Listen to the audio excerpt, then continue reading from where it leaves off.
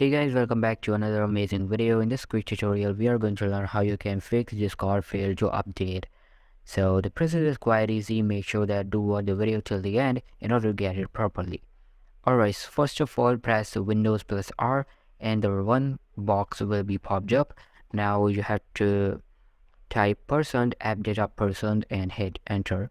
So it will take you to this page, and now you have to go to app data, and over there go to Discord and click on cache. Now you have to delete all these cache files because they are unnecessary files, and this cause the update problem sometimes. So after deleting this, try to update the Discord application again, and most probably your problem will be fixed. And if it's still not fixed, the second thing you can do is to reinstall the Discord application. So for that, go to your computer and now click on uninstall or change the program, and over there just uninstall Discord from here.